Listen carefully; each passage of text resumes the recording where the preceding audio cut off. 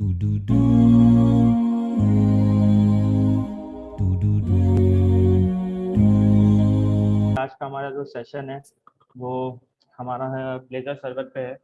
Basically blazer server का पहले भी इंट्रो राम भाई दे चुके हैं दफ़ा। तो बेसिकली अब थोड़ी सी प्रोग्रामिंग कॉन्सेप्ट्स वगैरह हैं बेसिक जो हम आज डिस्कस करेंगे।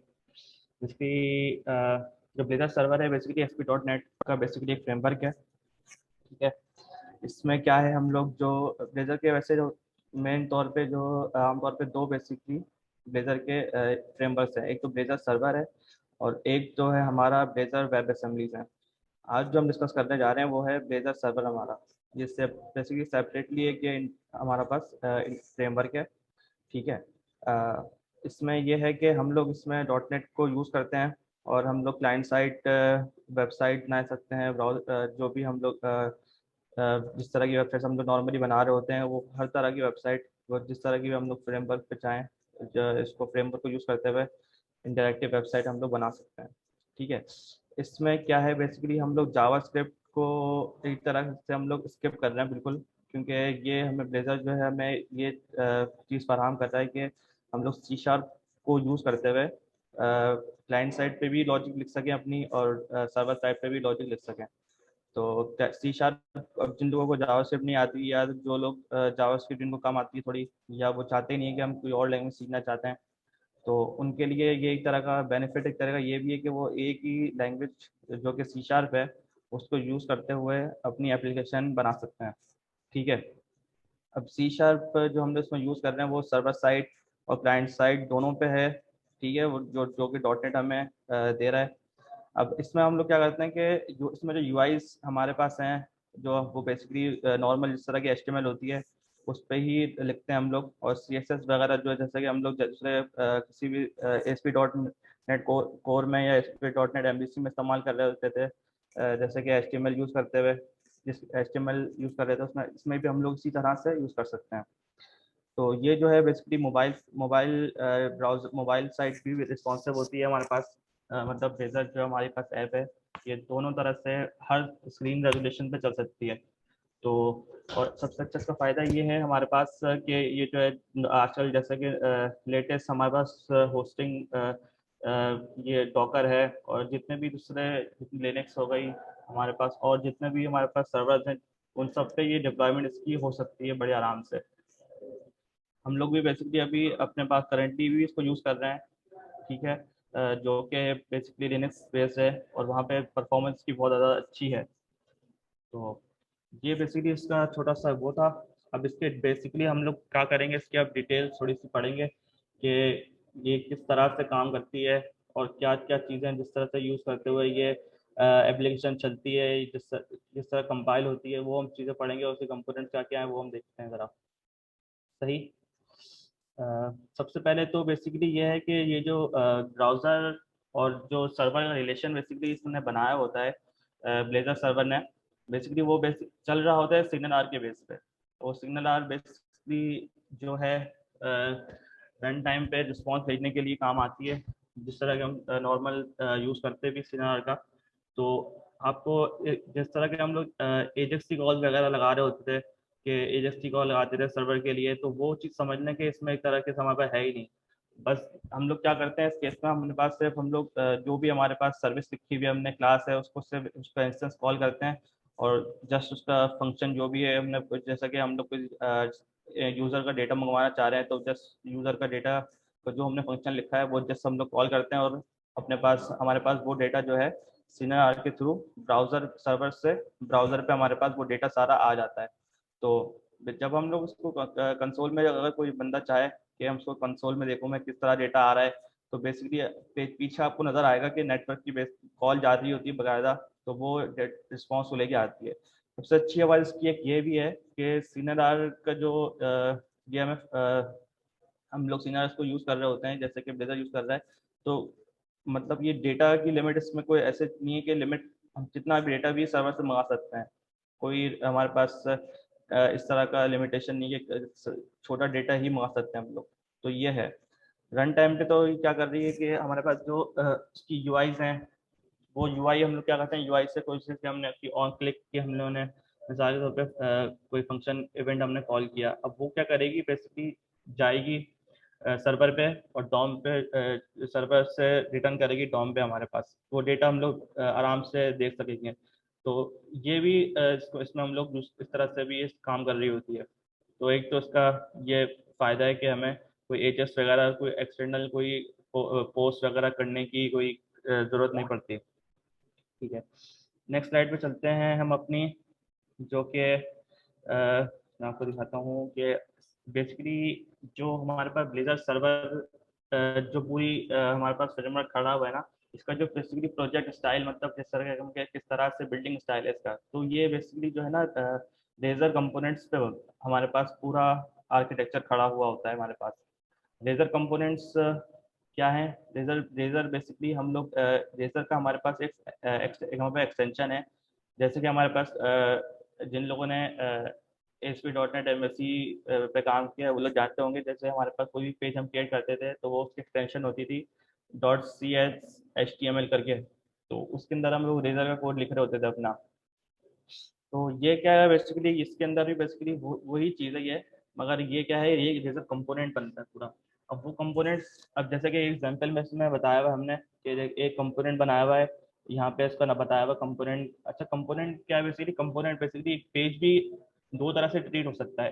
कंपोनेंट एज अ पेज भी ट्रीट हो सकता है, एक component as as another entity भी यूज हो सकती है, मतलब उसका कुछ पेज भी है हमारे पास उसका इस्तेमाल, और एक कंपोनेंट अलग से, मतलब कोई छोटा काम कराना है, हमें एम्प्लॉय का डेटा अगर शो कराना है तो उसके लिए भी हम लोग इसे यूज़ कर सकते हैं। तो ये इस तरह से है। अब इसमें हमारे पास क्या होता है, अब ये कंपोनेंट्स जो हमारे पास है ना, वो हम लोग पूरे प्रोजेक्ट में किसी लेवल पे भी हर जगह यूज़ कर सकते हैं। ठीक है, अब ये यूज़ कहाँ कर सकते हैं हम लोग? ये सिर्फ यूआई लेवल पे हम लोग, जहाँ जहाँ हम लोगों ने अपने यूआई रेंडर करवानी, कोई कोई स्पेसिफिक, जैसे कि हमारे पार्शियल व्यू होते थे। अब पार्शियल व्यू हमें कहीं दिखाना होता था कि इस साइट पे कुछ हमें एम्प्लॉय की डिटेल दिखानी है, इस जगह पे हमें एम्प्लॉय की करंट कुछ और चीज़ें दिखानी है, एक्सवाइजी। तो ये, अब वो क्या होता है, कंपोनेंट्स हमारे पास फ़ायदा क्या है? कंपोनेंट्स का फ़ायदा हमारे पास ये एक अलग से हमारे पास रेंडर होता है और सर्वर साइड पे हमारे पास ही कॉल होता है। तो हमारे पास क्लाइंट साइड पे हमारे पास कोई इस तरह का लैग लैग भी नहीं आता, बिल्कुल आराम से हमारे पास ये यूआई अपडेट हो जाती है, यूज़र को पता भी नहीं चलता। तो ये तो हमारे पास रेजर कंपोनेंट्स हैं। रेजर कंपोनेंट्स क्या कैसे बनते हैं, मैं आपको एक दवा दिखा सकता हूँ कि अगर मैं आपको बताता हूँ। अच्छा, इसका थोड़ा सा मैं अगर आपको पहले बताऊं कि किस तरह से इसका प्रोजेक्ट रेजर कंपोनेंट बनाने से पहले कि किस तरह से हम लोग जो है बेसिकली एक नया प्रोजेक्ट क्रिएट कर सकते हैं, वो सिर्फ इसलिए बताना चाह रहा हूँ ताकि मैं हम लोग जो है एकदम से दूसरी चीज़ों पे जाएं तो एक दफ़ा बता देंगे किस तरह से हम लोग यूज़ कर रहे होते हैं। न्यू प्रोजेक्ट करते हैं हम लोग नॉर्मली, और वहाँ पे जब हम लोग सर्च आप कर रहे होंगे कि ब्लेजर सर्वर लिखेंगे तो वहाँ पे टॉप पे आपके पास उस पर रिजल्ट जो भी फर्स्ट आ रहा होगा उसको आप सेलेक्ट कर लेंगे ब्लेजर सर्वर का, और देन न्यू प्रोजेक्ट क्रिएट कर सकते हैं आप इसलिए। तो वो मैं करने नहीं रहा अभी यहाँ पे क्योंकि टाइम इतना नहीं है हमारे पास, तो मैं आगे बढ़ता हूँ। तो इसका जो प्रोजेक्ट का स्ट्रक्चर है हमारे पास, नॉर्मली किसी भी प्रोजेक्ट जो हमारा पुराने जिस तरह हम यूज़ कर रहे हैं उसको ही हमने आर्किटेक्चर को फॉलो किया है। एक नॉर्मल हमने अपना कॉमन क्लासेस बना दी, अपने एक नेम स्कोप बना दिया, हमारे लाइब्रेरी हमने एक डेटा की लाइब्रेरी हमने बना दी अपने पास, और एक वेब का प्रोजेक्ट हमारे पास बेसिकली जो है ब्लेजर सर्वर का जो हमारे पास फ्रेमवर्क है ये वो है। अब इसमें हमारे पास जिस तरह का आर्किटेक्चर है वो .NET कोर वाला ही आर्किटेक्चर इसमें फॉलो कर रहे हैं ये लोग।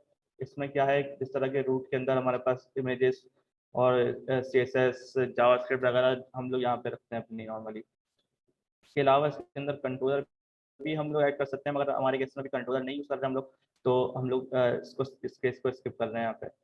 इसके अंदर बेसिकली जब हमें ये प्रोजेक्ट बनता है, नज़र आता है बना हुआ, जब हम क्रिएट कर चुके होते हैं, तो यहाँ पे हमारे पास नॉर्मली हम देखते हैं कि पेजेस होते हैं, यहाँ पेजेस आ रहे होते हैं। अब पेजेस बेसिकली क्या है, पेजेस बेसिकली रेजर पेजेस हैं।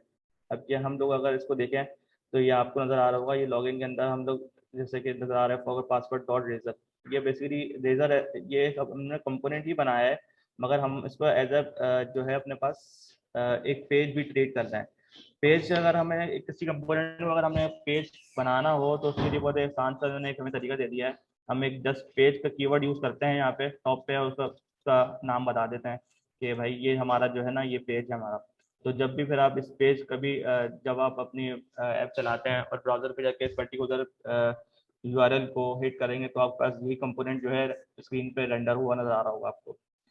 ठीक है, एक तो ये होगा, ये बेसिकली हमें बताया जैसे कि हमारे पास ये पेजेस हैं इसके अंदर फिर जैसे हमने नॉर्मली शेयर्ड का हमारे पास एक फोल्डर होता है जिसके अंदर लेआउट हमने डिफाइन करा होता है, तो इसके अंदर भी इस तरह से ही है। इसके अंदर एक एम्प्टी लेआउट का भी होता है कि अगर आप यूजर कोई एक लेआउट ऐसा आपको यूज करना है जिसमें आप कुछ दिखाना नहीं चाह रहे उसको, तो वो बेसिकली ये as a base empty layout हमारे पास होता है। तो इसी तरह से आप जैसा कि हम लोग पार्शल भी बनाते हैं normal SP dot net MVC project के अंदर, जैसे कि फूटर होता है, हेडर है, हमारे पास नैप बार हो गई और दूसरे पेजेस हो गए। तो इस तरह के शेड के अंदर हम लोग यहाँ पे इस केस में हम लोग रेजर के हम लोग वो बनाते हैं कंपोनेंट्स, जैसे कि इस केस में हमारा फूटर कंपोनेंट है और हमारे पास स्नैप बार कंपोनेंट है। इस तरह से हम लोग कंपोनेंट बनाते रहते हैं और जहाँ हमें कॉल कराने होते हैं कंपोनेंट्स को हम लोग कॉल करा लेते हैं इजीली। सही।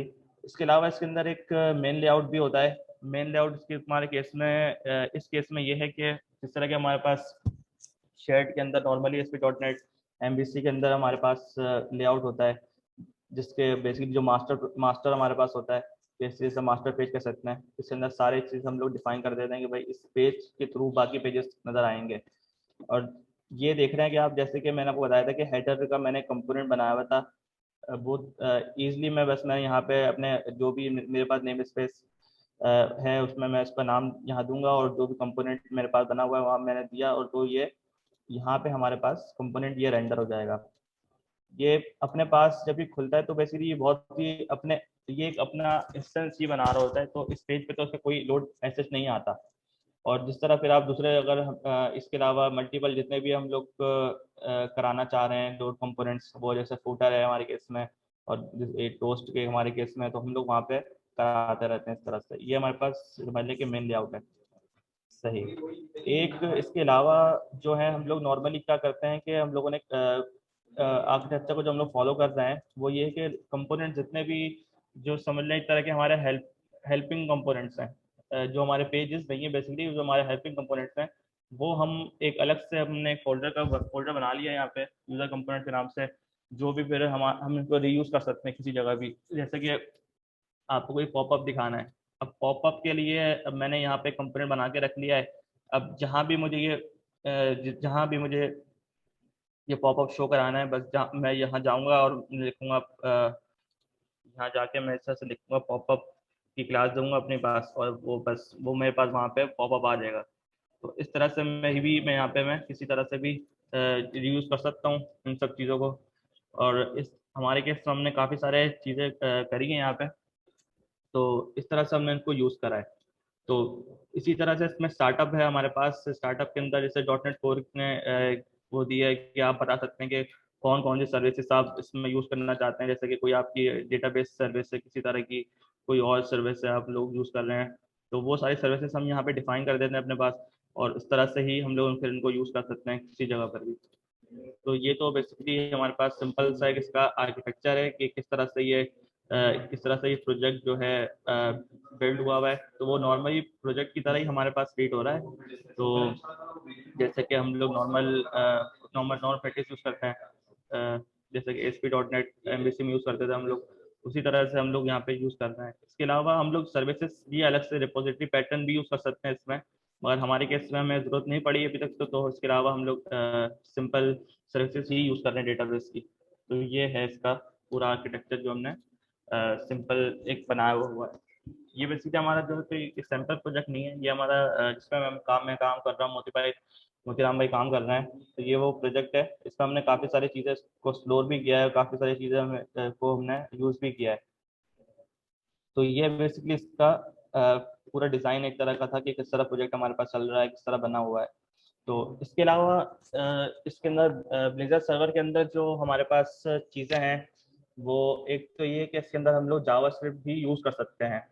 तो मतलब ये ऐसा नहीं है कि सिर्फ सी शार्प ही क्लाइंट साइड पे यूज़ कर रहे हैं हम लोग, क्योंकि या सर्वर साइड पे तो सी शार्प ही यूज़ हो रही है। क्लाइंट साइड की बात अगर मैं करें तो हम लोग सी शार्प तो यूज़ करते ही हैं इसके अंदर, मगर कोई ऐसा केस आ जाता है या कुछ ऐसी चीज़ें हैं जो किसी लाइब्रेरीज जो हमें यूज़ करनी है और वो हम करना चाह रहे हैं सी शार्प से जो काम नहीं हो सकता, किसी लाइब्रेरी जिस तरह के कोई जेएस हम लोडर वगैरह इस्तेमाल करना चाह रहे हैं, कुछ इस तरह की चीज़ें करना चाह रहे हैं जो हम नहीं चाहते हैं कि कस्टम बनाएं, बनी बनाए हम उनको यूज़ कर लें, तो उनके लिए हम क्या अगर कुछ या इसके अलावा कुछ भी हमारी रिक्वायरमेंट ऐसी हमारी रिक्वायरमेंट है जो हम लोग जावास्क्रिप्ट को किसी फंक्शन को या किसी जावास्क्रिप्ट पे किसी हमारे पास जो भी काम है उसको हम अचीव करना चाहते हैं तो हम उसको भी यूज़ कर सकते हैं। इसमें हम लोग क्या करते हैं बेसिकली, इसमें इन्होंने बहुत आसान तरीके से हमें बता दिया है कि किस तरह से हम लोग जो है ना किसी एक जावास्क्रिप्ट फंक्शन अपने पास यूज़ कर सकते हैं। तो ये है कि इसके अंदर अगर एक तो इसके अंदर ये फ़ायदा है कि जावास्क्रिप्ट से हम लोग सी शार्प के अंदर भी आ सकते हैं और सी शार्प से हम लोग जावास्क्रिप्ट के अंदर भी जा सकते हैं। मतलब डिपेंडेंसी किसी इसमें डिपेंडेंसी नहीं है कि किसी जगह पे ऐसा हो कि हम लोग जावास्क्रिप्ट की किसी फाइल में हम लोग खड़े हुए हैं तो हमने वहां से बस हम लोग अब बाहर नहीं आ सकते, ऐसा नहीं है। मतलब जावास्क्रिप्ट से हम लोग रिस्पॉन्स भी भेज सकते हैं जो कि हमारे पास सी शार्प कोई मेथड है वो उसको हैंडल करे। तो ये इन्होंने इसमें तरीका बताया हुआ है कि हम लोग ये सी शार्प हमारे पास जो जावास्क्रिप्ट की कोई भी फाइल है उसके अंदर हम लोग ये लिखते हैं कोड, हम लोगों ने लिखते हैं कि डॉटेड इन्वोक मेथड है यहाँ पे कि ये असेंबली वो है जिस असेंबली के अंदर हम लोग खड़े हुए हैं या जिस असेंबली में हमारे पास जो फंक्शन जो ये बेसिकली इसको डिफाइन ये कर रहा है कि हम लोग जो जावास्क्रिप्ट में किसी फाइल में है और जावास्क्रिप्ट से हम लोग सी शार्प के कोई स्टैटिक फंक्शन है जो कि हमने सी शार्प पे लिखा हुआ है रेजर किसी कंपोनेंट पे या रेजर की किसी पेज पे उस पर हम लोग जाना चाह रहे हैं। तो ये वो बेसिकली जगह है। अब ये इसकी मैं आपको एग्जांपल देता हूँ। मेरे पास एक पेज है मैं आपको दिखाता हूँ। मैं आपको हमारे पास कुछ जावास्क्रिप्ट हमने लिखी हुई है इसकी। हम लोग अमेजोन AWS की हम लोग एक S3 बकेट यूज़ कर रहे हैं। तो S3 से हम लोग बेसिकली कुछ हम लोग ऐसी चीज़ें कर रहे थे यहाँ पे जो हमें अपने पास S3 का जो रिस्पॉन्स S3 हम लोग का जो रिस्पॉन्स हमारे पास आ रहा है क्लाइंट साइड का वो चाहते हैं हम लोग अपने पास किसी फंक्शन के अंदर हम लोग सी शार्प के पे भेजें। तो वो हम लोगों ने देखें ये एक जावास्क्रिप्ट की हमें S3 अपलोड के फाइल केस के अंदर मैं खड़ा हूँ। अब यहाँ पे एक फंक्शन है बेसिकली इसका नाम हमारे ने बता दिया कि अपडेट फाइल स्टेटस की कोई भी फंक्शन है। अब इसके अंदर जो भी मेरा काम होगा जो भी मैंने जिस काम में उसमें करवाना था वो काम मैंने करवा लिया यहाँ पे। इसके बाद मैं चाह रहा हूँ कि मेरे पास जो भी इसका रिस्पॉन्स है ना या जो भी इसका रिस्पॉन्स आए पर्टिकुलर फंक्शन का तो वो मैं अपने पास किसी सी शार्प के स्टैटिक मेथड पे भेज दूँ। तो मेरे पास ये न्यूजीनिया डॉट वेब करके एक मेरे पास ये है प्रोजेक्ट है जो बेसिकली जो वेब का प्रोजेक्ट है इसके अंदर मेरे पास एक फंक्शन लिखा हुआ है किसी रेजर पेज के अंदर। तो ये फंक्शन जो है मैं आपको दिखाता हूँ कि कहाँ पर मेरे पास लिखा हुआ है। तो उस फंक्शन पे बेसिकली ये क्या करता है कि रिस्पॉन्स जो होता है मेरे पास वहाँ पे ये भेज देगा। तो किस तरह से वो भेजता है और किस तरह से हम लोग उसको गेट करेंगे ये देखते हैं हम लोग। ठीक है, ये देखें कि ये बेसिकली मैंने यहाँ पे एक हेडर एक तरह कमेंट्स भी डाले हुए हैं रिसीव जावास्क्रिप्ट कॉल बैक। तो ये एक हम लोग इस तरह का एट्रीब्यूट यूज करते हैं यहाँ पे जेएस इन्वोकेबल। अब ये बेसिकली पोस्ट की मैं वहाँ से डेटा पोस्ट कर रहा हूँ तो यहाँ पे मैंने उसको डिफाइन कर दिया कि भाई ये मेरे पास पोस्ट की फंक्शन है। तो इसके अंदर मेरे पास ये मैंने बता दिया कि भाई कुछ डेटा आएगा इसके अंदर कुछ स्ट्रिंग होगा। तो ये जब वहां से मेरे पास कॉल बैक आएगी तो मेरे पास ये सी शार्प के रेजर कंपोनेंट में आएगी। तो इस तरह से जो है मैं यूज कर रहा होता हूँ यहाँ पे। तो वो इजली मतलब मैं जावा से टू सी शार्प कर सकता हूँ। अब ऐसे ही मुझे कुछ अगर क्या करना है अगर मैं चाहता हूँ कि भाई सी शार्प के थ्रू मैं क्या करूँ जावास्क्रिप्ट के किसी जेएस फाइल के किसी पर्टिकुलर फंक्शन पे कॉल करूँ तो वो भी मैं बहुत ईजिली कर सकता हूँ। वो उसके लिए मुझे क्या करना पड़ेगा, इसके लिए भी मुझे जिस तरह के मैं हमने बताया हुआ है कि यहाँ से मैं गेट कर रहा हूँ तो उसी तरह से बिल्कुल मैं अपने पास उसको अपडेट भी कर सकता हूँ। मैं आपको दिखाता हूँ कि किस तरह से हम एक जगह कर रहे हैं। ये देखें जैसे कि सिंपल सी एक एग्जांपल दी हुई है।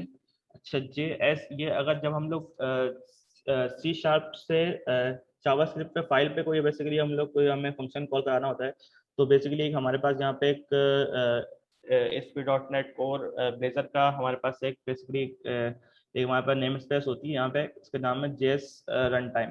जेएस रन टाइम बेसिकली क्या करती है जितने भी जावास्क्रिप्ट की जितने भी हमें काम कराने टास्क भी परफॉर्म कराना है तो ये बेसिकली उन सब के लिए एज हमारे पास एक हेल्पर या एज अ ब्रिज हमारे पास ये ब्रिज इस तरह का प्रोवाइड करती है। हम जस्ट क्या करते हैं, इसको बताते हैं कि एक फाइल है हमारे पास, का नाम है ये रीसेट फाइल इनपुट। तो ये क्या करेगी, जाके बस ये इस जगह जाएगी और जो भी फंक्शन हमारे पास कॉल हो रहा है वहाँ पे उस जगह जाके हमारे पास ये उसको अपडेट कर देगी। तो अपडेट जैसे कि मैं दिखाता हूँ आपको, ये इन्वोक इन्वोक वॉइड स्ट्रिंग का हम लोग एक यूज़ कर रहे हैं, जिसमें हमने बताया हुआ है कि भाई रीसेट फाइल इनपुट का एक फंक्शन है। तो वो देखते हैं हम लोग यहाँ पे, ये देखें जैसे कि हमने यहाँ बताया हुआ है रीसेट फाइल इनपुट। अब ये जो है, अब एक फाइल है, फाइल का इनपुट है, हम लोग यहाँ क्या कर रहे हैं कि एक फाइल के इनपुट को खाली करवा रहे हैं कोई काम कराने के बाद। तो वो हम लोग यहाँ पे किसी सी शार्प के थ्रू अचीव नहीं कर पा रहे थे, तो हमने इसलिए इसको यूज़ करा कि सी शार्प के थ्रू हम लोग जावास्क्रिप्ट पे कॉल लगाते हैं और जावास्क्रिप्ट के बाद हम लोग ईजिली जो है इसको अपने पास किसी भी इनपुट को यहाँ हम लोग खाली करा रहे हैं। तो इस तरह से भी हम लोग उसको यूज़ कर सकते हैं। ये भी इसका बहुत एक अच्छा फ़ायदा है। तो ये इसमें हमारे पास जो बेसिक चीज़ें हमारे पास यही थी। तो जो मैंने आपको बताई, जैसे कि इसमें मैंने बताया आपको, पहले मैंने स्क्रीन पेज आगे आने से पहले आपको मैंने वो बता दिया कि जो चीज़ हम करा रहे थे। तो इसी तरह से इसमें एग्जाम्पल भी मैंने एक शेयर करी हुई है कि ये हमारे पास कुछ नेम स्पेस हैं JS रन टाइम की, किस तरह से इनको यूज़ कर सकते हैं हम लोग। तो कुछ हमें डेटा ऐसा भी होता है कि जैसे कि अब नजर आ रहा है कि हमें जावा स्क्रिप्ट से हमने कॉल लगाई यहाँ पे get page data, page title के नाम से। अब ये फंक्शन है बेसिकली जो क्या करता है, डॉक्यूमेंट डॉट टाइटल, जो भी हमारे पास पेज करंट पेज खुला हुआ है उसका टाइटल जो है रिटर्न करता है। अब वो हम लोग क्या करेंगे, करते हैं इसके अंदर सिंपल सा एक वो है कि हम लोग बता देते हैं जिस टाइप का हमारा डेटा रिटर्न हो रहा है उस टाइप का हम लोग सी शार्प के अंदर जो भी कीवर्ड्स होते हैं वो हम लोग डिफाइन कर देते हैं, और इसके अंदर ये हमारे पास जो भी डेटा हमने वहाँ से रिटर्न करा होता है जावास्क्रिप्ट के थ्रू, तो वो यहाँ पे हमारे पास इजीली हमारे पास गेट हो जाता है। तो ये हमारे पास ऐसा भी इसमें कोई ब्रेक नहीं है कि हम लोग जावास्क्रिप्ट की तरह से भी यूज़ नहीं कर सकते। तो ये भी ब्लेजर ने बहुत अच्छी वो दी है हमें, ब्लेजर सर्वर ने, कि हम लोग जावास्क्रिप्ट भी बहुत अच्छी तरीके से यूज़ कर सकते हैं इसमें। किसी किस्म की हमारे पास ब्लॉकेज या लिमिटेशन नहीं है कि सिर्फ सी शार्प ही यूज़ करें हम लोग। तो ये हमारे पास आज का जो सेशन था उसमें हमारे पास ये चीज़ें थी। तो बेसिक प्रोग्रामिंग कॉन्सेप्ट है इसके ये कि क्या क्या चीज़ें इसमें बेसिक, ये बिल्कुल बेसिक चीज़ें हैं कि जो ये हमें जो नॉर्मली कोई भी प्रोजेक्ट शुरू करने से पहले करते हुए हमें जो ज़रूरत पड़ती है। इसके में हम लोग इसी तरह से कोई हम लोग चाहते हैं कि अलर्ट वगैरह भी, अलर्ट कोई डेटा सेव कराना है, अलर्ट दिखाना है, तो वो भी इसी तरह से हम लोग अलर्ट भी शो करा सकते हैं।